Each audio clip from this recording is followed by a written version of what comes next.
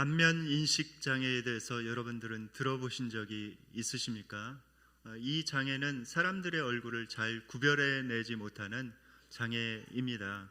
안면 인식 장애를 가지고 있는 사람은 어떤 사람을 처음 볼 때 그 사람의 얼굴로 그 사람을 기억하기보다는 그 사람의 머리 스타일과 옷으로 그 사람을 기억한다고 합니다. 그러므로 이제 그 사람이 헤어스타일을 바꾸고 또 옷을 바꾸어 입고 나온다고 하면은 그 사람을 전혀 기억하지 못한다고 합니다. 여러분들은 어떠십니까? 저는 좀 그런 부분이 있는 것 같습니다. 특별히 여자분들이 헤어스타일을 바꾸거나 옷을 바꾸어 입고 이렇게 나오면은 잘 구분하지 못하는 그런 성향이 있습니다. 또 안면 인식 장애를 가지고 있는 그 사람은 드라마나 영화를 볼 때 그 등장인물을 잘 구별해내지 못합니다.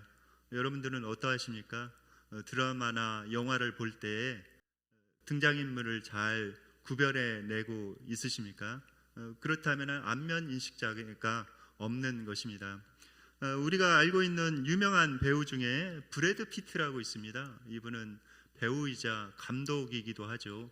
이분이 안면인식 장애로 굉장히 고생을 하고 있다고 합니다. 그래서 구면인 사람을 이렇게 만나는데도 마치 처음 대하는 것처럼 이렇게 인사를 한다고 합니다. 그러면은 여러분들 기분이 어떠시겠습니까? 여러분들 그런 입장이라고 하면은 당연히 기분이 안 좋지요. 상대방 입장에서는 이미 알고 있는데 왜 나를 처음 보는 사람처럼 대할까라고 생각을 하면서 굉장히 기분이 좋지 않습니다. 그래서 이 배우가 사회생활에 상당한 어려움을 겪고 있다고 합니다. 그래서 공식적인 일정 외에는 집에서 이렇게 머무르고 있다고 합니다. 우리가 이 안면 인식 장애를 가지고 있으면은 상당히 어려움을 겪죠. 그런데 우리 신앙생활에 있어서도 안면 인식 장애가 있습니다. 안면 인식 장애를 가지고 있으면은 예수님이 찾아와도 그분이 예수님인지 잘 알아보지 못하는 성향이 있습니다. 오늘 본문 말씀에 보면은 이제 예수님께서 오병이어의 기적 후에 제자들을 재촉하셔서 이제 바다 건너편 가버나움 땅으로 건너가게 하십니다. 제자들이 배를 타고 이제 가버나움 땅으로 이제 이동을 합니다. 그리고 예수님께서는 산으로 올라가셨습니다. 왜 산으로 올라가셨을까요? 그 이유는 예수님께서 기도하시기 위함이었습니다. 밤새 하나님 아버지께 기도하기 위해서 산으로 올라간 것이죠. 그런데 예수님께서 산으로 올라가셨을 때에 이제 제자들은 배를 타고 갈릴리 바다 한가운데를 지나고 있었습니다. 그런데 갑자기 그곳에 풍랑이 인 것입니다. 오늘 본문에 보면은 큰 바람이 불어 파도가 일어나더라라고 기록이 되어 있습니다. 큰 바람이라고 이렇게 우리나라 말로는 번역되어 있는데 원어로는 아네무 메갈루라는 단어를 쓰고 있습니다. 이 단어를 번역하자면은 우리나라 말로 번역하자면 태풍이라고 이렇게 볼 수가 있습니다. 아주 심한 바람을 동반한 그런 태풍이지요. 여러분들 태풍을 많이 보신 적 있으실 겁니다. 이제 제가 한 7년여 전으로 이렇게 기억을 하는데 우리나라에도 이게 태풍이 왔습니다. 늦여름에 아주 심한 바람을 동반한 그 태풍이 우리나라에 이렇게 들이닥쳤습니다. 그때 바람이 얼마나 센지 막 나무들이 막 넘어갔습니다. 제가 살던 그 아파트에서 이렇게 보니까 나무가 막 넘어가고 그 다음에 바람이 얼마나 센지 이렇게 나무들이 옆으로 휘어가지고 이렇게 누워 있더라고요. 바람으로. 그래서 그 바람이 얼마나 센지 밖에 이렇게 나가 보니까 거의 사람이 날아갈 정도로 굉장히 세찬 바람이었습니다. 방송에서는 연이어서 밖에 나가지 말라고 이제 어떤 것이 물건 같은 것이 날아들어서 다칠 수가 있으니까 나가지 말라고 경고를 많이 했습니다. 그런데 이 바람이 여러분들 작은 배를 이렇게 타고 가는 바다 가운데 이렇게 불었다고 생각해 보십시오. 깜깜한 밤에 바람은 몰아치지 작은 그 배가 이렇게 전복될 위험 가운데 있지 얼마나 두렵겠습니까? 그런 두려움 가운데 제자들이 있습니다. 그런데 한 가지 우리가 좀 의문을 가지고 질문을 할 수가 있습니다. 예수님께서 제자들을 향해서 배를 타고 바다 건너편으로 가라고 해서 그것을 순종해서 배를 타고 가는데 왜 그 길에 이런 어려움을 만나게 되었을까라는 그런 의문입니다. 우리는 꽃길만을 걸어가길 원합니다. 그리고 예수님 믿으면은 꽃길만을 걸어간다고 이렇게 생각하는 사람도 있습니다. 그런데 때로 우리가 꽃길이 아니라 이런 풍랑을 만나기도 합니다. 여러분들 가능한 한 꽃길만 걸으십시오. 그런데 여러분들 이 풍랑이 닥쳤을 때 여러분들 왜 그 풍랑을 주셨는지 우리가 생각해 보아야 합니다. 믿음의 사람 아브라함도 역시 하나님께 순종하여서 약속의 땅 가나안 땅에 갔는데 어려움을 겪었습니다. 그 땅, 약속의 땅에 갔으면은 뭔가 형통하고 그래야 되는데 그 땅에 기근이 든 것입니다. 그래서 아브라함이 참 어려움을 겪었습니다. 우리가 한 가지 질문해 봐야 되죠. 왜 하나님께서 이 믿음의 길을 가는데도 때로 그 가운데 시련을 허락하시는가? 왜 하나님께서 꽃길만 걷게 하지 않으시고 믿음으로 순종하는 데에도 때로 어떤 시련을 겪게 하실까요? 그 이유는 성경에 나와 있습니다. 야고보서 1장 2절로 4절 말씀 다 함께 읽으시겠습니다. 내 형제들아, 너희가 여러 가지 시험을 당하거든 온전히 기쁘게 여기라. 이는 너희 믿음의 시련이 인내를 만들어 내는 줄 너희가 알미라. 인내를 온전히 이루라. 이는 너희로 온전하고 구비하여 조금도 부족함이 없게 하려 함이라. 네, 시련을 주신 이유, 그 이유가 무엇이라고요? 여기 목적이 나와 있습니다. 하나님께서 그 시련을 통해서 우리를 넘어뜨리려고 그러시는 것이 아니라 구비하여 조금도 부족함이 없게 하려 함이라 라고 말씀하고 있습니다. 그 시련을 통해서 우리를 이렇게 구비시켜서 조금도 부족함이 없게 하려고 그러신다고 말씀하고 있습니다. 또 베드로전서 1장 7절에서는 이렇게 말씀하고 있습니다. 다 함께 한 목소리를 읽으시겠습니다. 너희 믿음의 확실함은 불로 연단하여도 없어질 금보다 더 귀하여 예수 그리스도께서 나타나실 때에 칭찬과 영광과 존귀를 얻게 할 것이니라. 목적이 무엇이라고요? 네, 그 시련을 주신 목적은 칭찬과 영광과 존귀를 얻게 하려고 그렇게 하신다고 말씀하고 있습니다. 여러분들, 그 아브라함에게 그런 시련을 주신 이유는 아브라함을 힘들게 하고 무너뜨리려고 그런 것이 아닙니다. 하나님께서 아브라함에게 큰 복을 주셔야 되겠는데 그 그릇이 준비되어 있지 않는 것입니다. 여러분들, 그릇이 준비되지 않는 상태에서 복을 부어주면은 어떻게 될까요? 그것이 복이 되어지지 않고 오히려 그 사람에게 저주가 될 수가 있습니다. 하나님께서는 그 사실을 너무나도 잘 알고 있었죠. 아브라함에게 복을 주시려는 계획을 가지고 계셨지만 그냥은 주실 수가 없었던 것입니다. 그 그릇이 준비가 안 된 거예요. 그래서 아브라함을 계속 연단하면서 그 그릇을 만들어 가십니다. 그리고 나서 그 믿음이 완성되었는지 마지막으로 테스트를 하시죠. 이삭을 모리아산에 가서 바쳐라 라고 하나님께서 말씀을 하십니다. 그 말씀을 듣고 이제 아브라함이 순종하여서 그 아들을 바치려고 할 때 하나님께서는 감격하시면서 약속해 주십니다. 내 씨로 말미암아 천하 만민이 복을 얻을 것이라고 약속해 주십니다.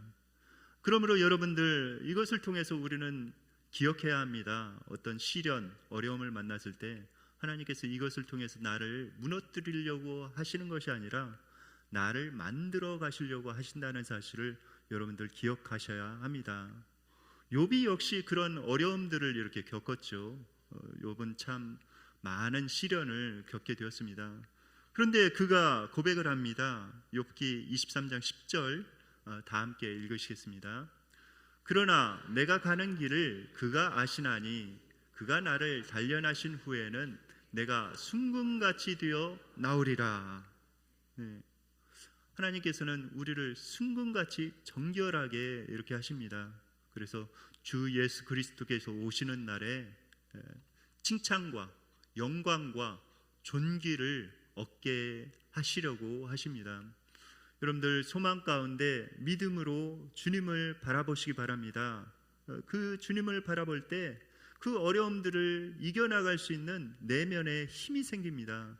그러나 믿음의 눈으로 바라보지 않고 그 고난 가운데 그냥 매몰되어 있으면 더 이상 전진해 나갈 수 있는 그런 에너지, 힘이 생기지 않습니다.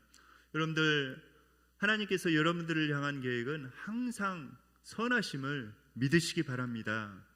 그 주님께서 여러분들을 가장 좋은 길로, 복된 길로 인도하십니다. 이제 우리가 인생의 어떤 그 어려움 가운데 이렇게 빠져 있을 때 한 가지 우리는 이런 생각을 합니다. 하나님께서 나를 버리신 것 같다. 하나님께서 내 기도를 듣지 않으신 것 같다. 하나님께서 나를 향해서 이렇게 돌이키셔서 등을 보이고 계신다라고 생각하기 쉽습니다. 그러나 하나님께서는 그런 분이 아니십니다. 오늘 본문에 이렇게 보면은 이렇게 기록이 되어 있습니다. 마가복음 6장 48절 말씀 다 함께 읽으시겠습니다. 바람이 거스름으로 제자들이 힘겹게 노 젓는 것을 보시고 밤 사경쯤에 바다 위로 걸어서 그들에게 오사 지나가려고 하시매. 네, 동일한 장면이 기록되어 있는 마가복음 6장에 보면은 예수님께서 그 제자들을 보시고 계셨다고 기록이 되어 있습니다. 산 위에서 기도를 하다가 제자들이 어떻게 잘 건너가나라고 이렇게 예수님께서는 제자들을 주목해 보셨습니다. 그런데 제자들이 너무 힘들어하는 것입니다. 태풍을 만나서 그 건너편으로 건너가는데 너무 힘들어하고 있는 제자들을 보고 계셨습니다. 여러분들이 인생의 그 시련 가운데 허덕이고 있을 때 예수님께서는 팔짱만 끼고 바라보는 그런 분이 아니십니다. 여러분들을 이렇게 지켜보고 계세요. 지켜보고 계시면서 어느 때에 내가 개입을 해야 될까 저울질하면서 이렇게 지켜보고 계십니다. 힘을 내라고 응원하시면서 지켜보고 계시는 분이 바로 주님이십니다. 오늘 본문에서 이제 주님께서 그렇게 힘들게 바다를 이렇게 건너가고 있는 그 제자들을 보시면서 드디어 이제 제자들에게 가기로 결심을 하십니다. 그런데 예수님께서 그 풍랑 가운데 물 위를 걸어서 제자들에게 가기로 결정을 하지요. 그런데 우리가 한 가지 의문을 가질 수가 있습니다. 예수님께서는 능력이 많으신 분 아니십니까? 폭풍과 바다도 말씀 한마디면은 고요하고 잠잠할 수가 있습니다. 그런데 예수님께서 왜 굳이 그곳까지 가서 이렇게 제자들을 만나기를 원하셨을까요? 그냥 산에서 잠잠하라, 고요하라 이렇게 한마디만 했어도 바로 그 태풍이 싹 사라졌을 것입니다.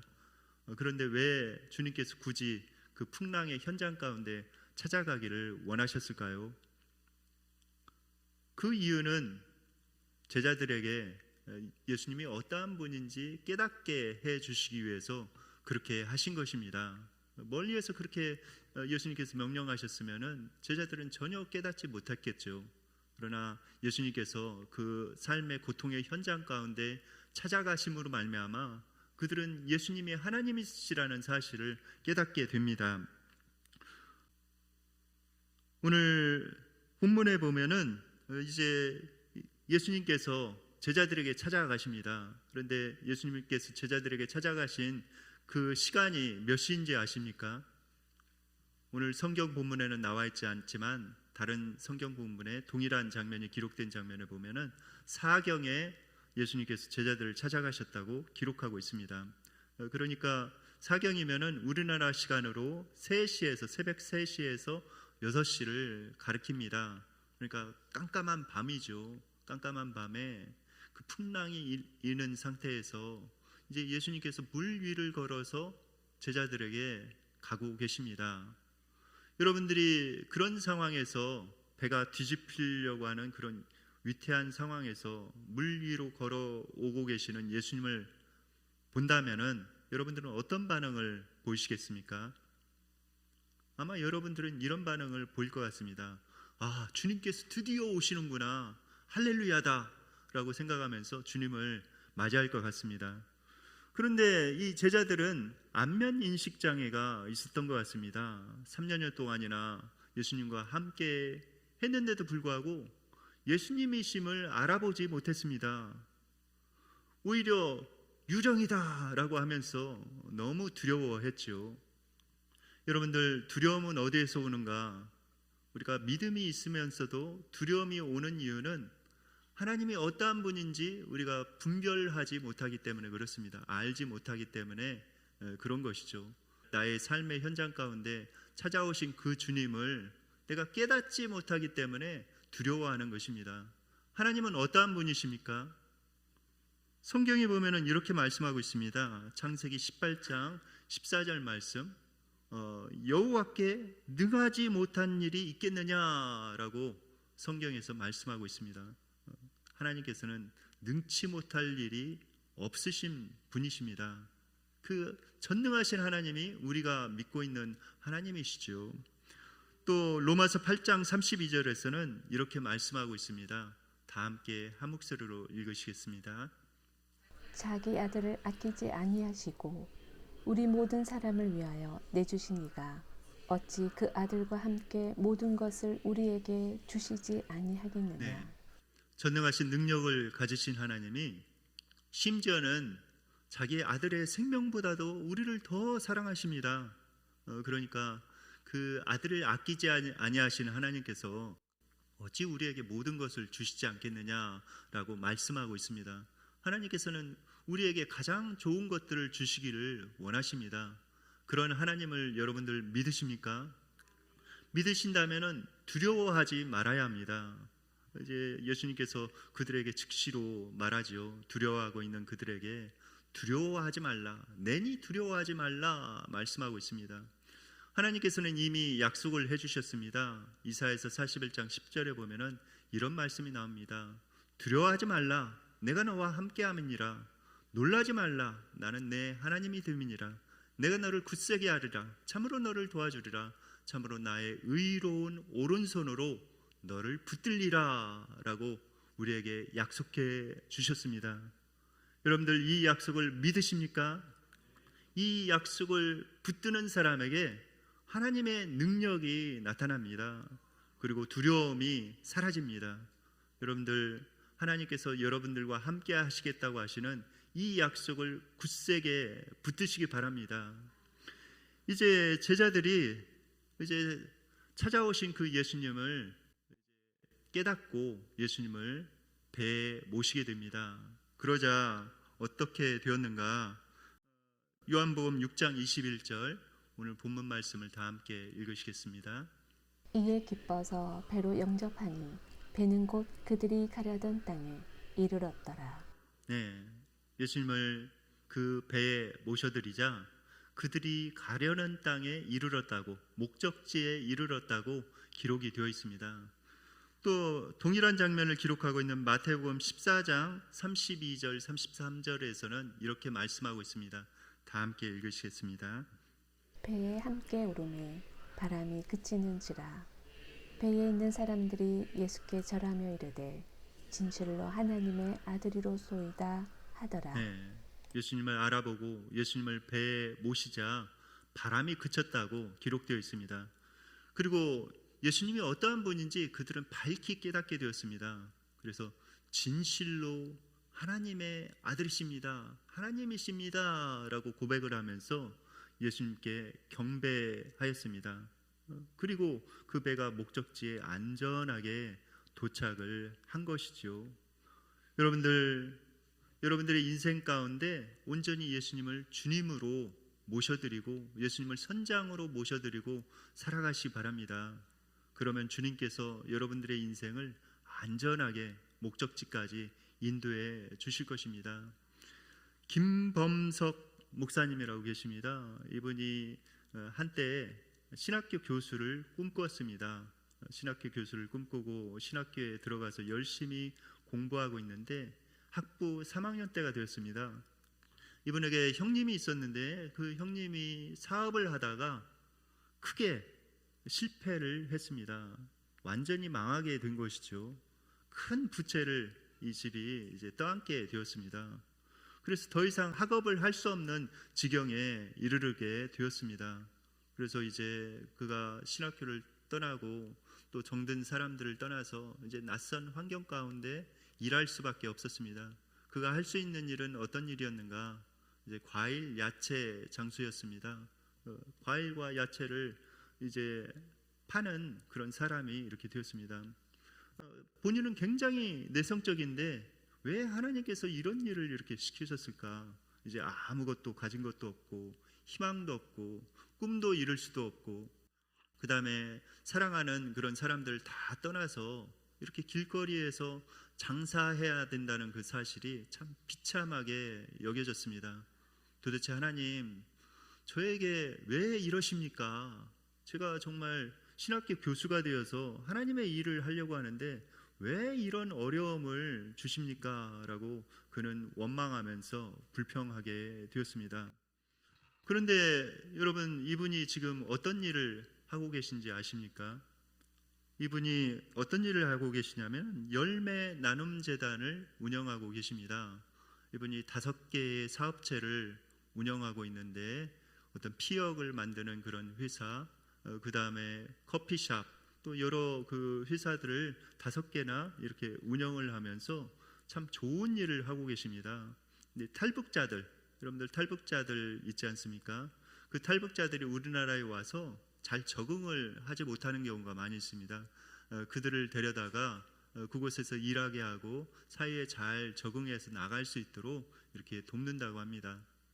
또 사회에서 어떤 어려움들을 만나가지고 재기하기 힘들어하는 그런 사람들, 그 사람들을 데려다가 그곳에서 일하게 하고 재기할 수 있도록 도와주는 그런 일을 하고 있다고 합니다.